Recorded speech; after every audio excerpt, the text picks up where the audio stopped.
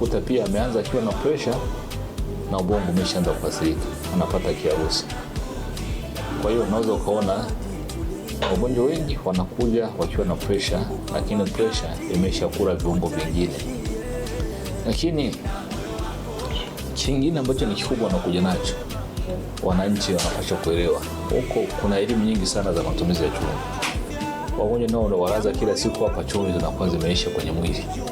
Wanaambiwa ukiwa na pressure usile chumvi. Chumvi zinaisha, tunawalaza kuwekea chumvi. Nao wanakuwa na stage ambayo ni mbaya, kwa sababu usipomwekea chumvi anaweza kafa. Na ukiweka kwa ovyo ovyo, ukaiweka labda kwa spidi kubwa, pia nakufa. Kwa hiyo hii ajara chumvi ya shilingi 200, lakini unamwekea dawa za kurekebisha chumvi inafika kama 100,000. Kwa sisi tukiambia mpunguze, sasa kuna jirani yake yeye anamwambia usile chumvi kabisa utakufa. Na kweli atakufa kweli, kwa sababu chumvi ikiisha moyo unasimama. Moyo ule ufanya kazi unategemea chumvi. Kushughulika na injini ya kuwa taasisi inayotambulika